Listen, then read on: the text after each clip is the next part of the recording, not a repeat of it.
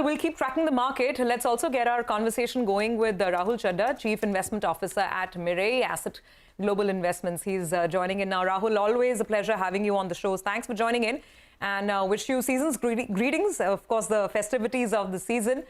You tell us, I guess, with Holi coming, March coming, the market at least has changed its color from red to green. But will it last? Yeah, so I think we continue to be conservative for first 6 to 9 months. See, what's happened is one was expecting some interest rates cuts from Fed towards the end of the year. I think that's got a pushed back with this sticky, lingering inflation in the US. And that would be kind of a headwinds for markets globally. Dollar may continue to be a bit strong. In India also, we are seeing signs of slowdown. But look, any medium-term investors should take this opportunity of this time correction, prime correction, to add to equities exposure. So from a medium-term perspective, this is a good time to buy the names we like. Near-term is going to be choppy. Near-term is going to be choppy. Okay, well, that's interesting. For now, all the volume and price action belongs to the Adani Group this morning. Adani Enterprises, Transmission, Total Gas, Wilmar, Green Power, all up about 5 to 8% So there's a big pullback over there. Market is holding up quite a bit. So when you say, Rahul, that this is a good time to be adding to the stocks that you like, what do you like in this market? Because it's very hard to generate alpha, especially at a time when growth is slowing down. There's higher rates for longer globally. What are you adding? Okay, so I think one's got to be mindful of the fact that, look, you need that ability to or liquidity to add for next 6-9 months, or at least that kind of an attitude that it doesn't matter that these names may go down in 6 months, but eventually over 12-18 months they'll do well. So from that perspective, we continue to like private banks. Look, despite the strong NI growth, these names have not really kind of responded to the good earnings. Obviously, market was worried about the exposure some of these banks had to the Adani Group.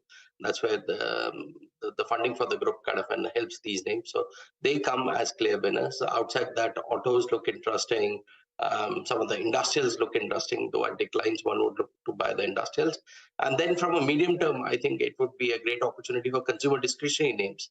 So what you're seeing is all these stocks of slowdown in the consumption space. That slowdown may last a quarter or two.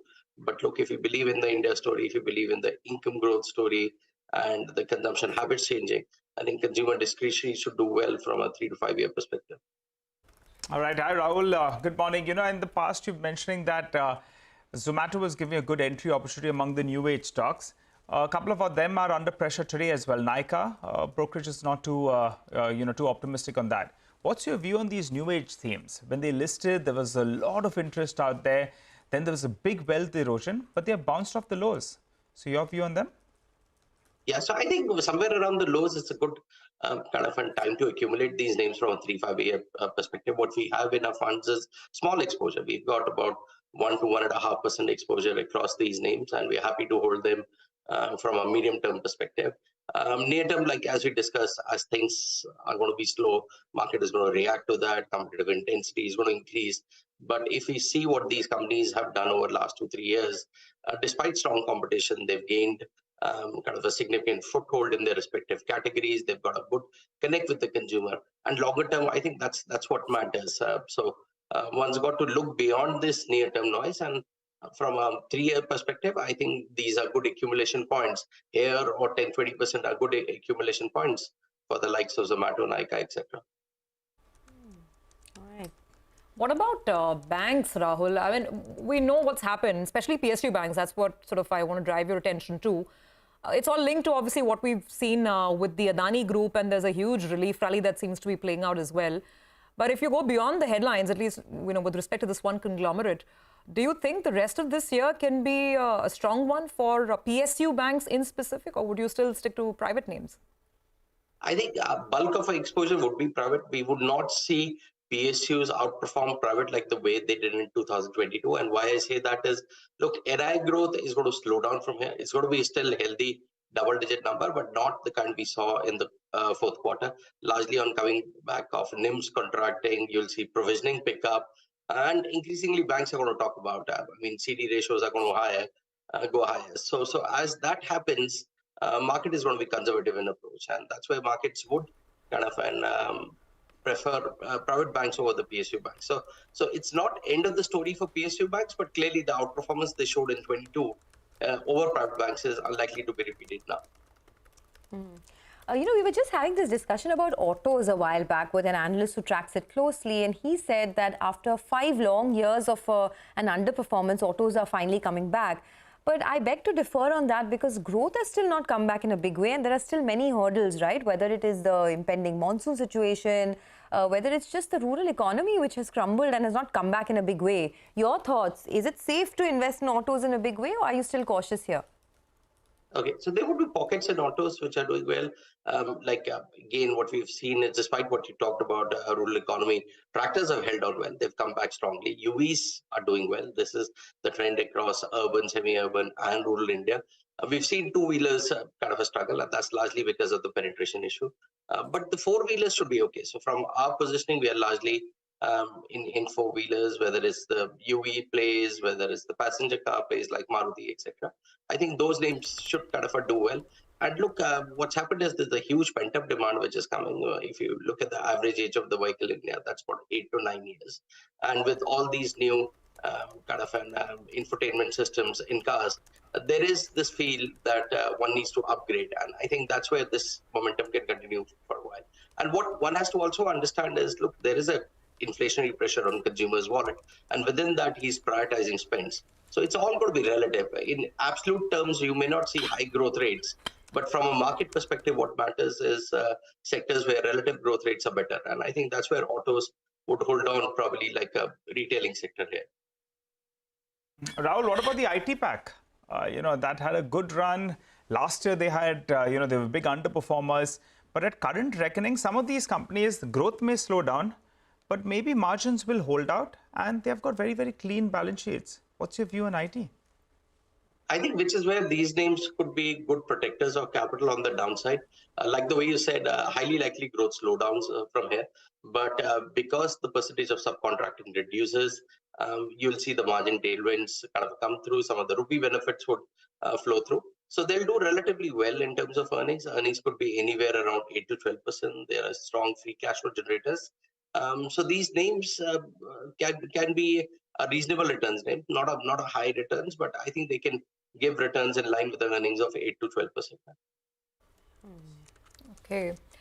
Rahul, sort of more broad brush, I want to go back to the first point you made that for the medium-term investor, there are a lot of opportunities here, but near-term, you are cautious. Can you elaborate on that? I mean, we know the narrative and the talk points are still the same. Rise in yields, whether central banks are going to stay higher for longer. Which of these do you think can be an unexpected shocker of sorts for the market, or is much of this getting priced in because this narrative has been ongoing for a while? Yeah, so I think what's happened is markets got a bit complacent with this narrative, and this is what we were discussing internally.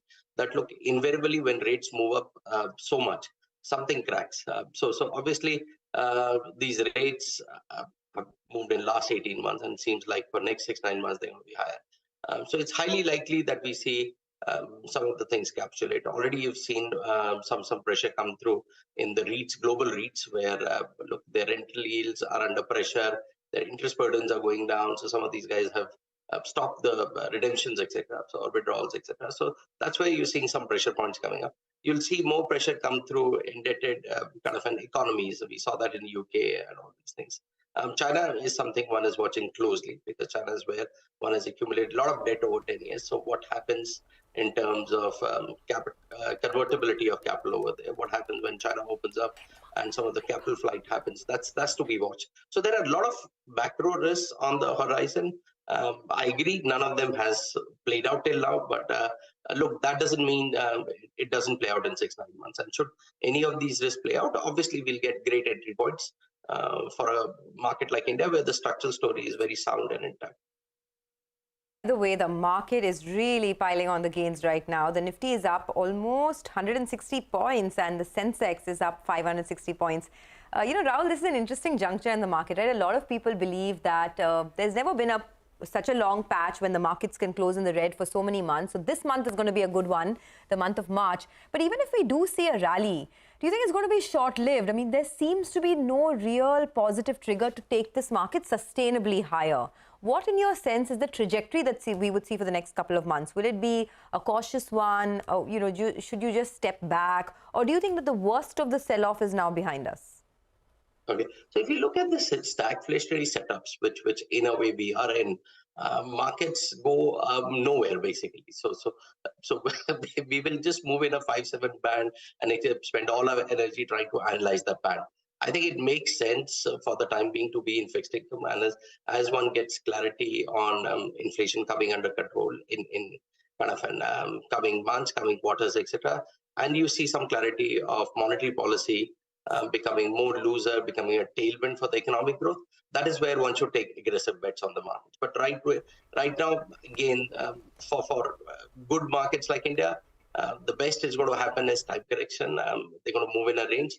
For vulnerable markets where a lot of debt's been accumulated, we can see some downside. So we can see some cracks in coming quarters. All right, Rahul, finally, before we let you go, what's the range you're looking at on the Nifty? What's the best case scenario? By the end of this year, can we clock a fresh all-time high? I know it's a little bit of a tricky one, but a lot of retail audience out there, they would like to know, what's the broad range? Worst case, best case? No, yeah, I think we can clock an all-time high. And why I say that is, look, the share composition of the index. So, and here I'm talking more from a MSCI perspective. Same for Nifty. I think financials are about 25-30% of the index. And if financials do well, obviously markets can clock all-time high. You don't see any significant downside for IT. That the digitization is kind of a core structural theme. So IT should do compound slowly at 8 to 10%. So again, by the end of the year, fair to say that we can see an all-time high.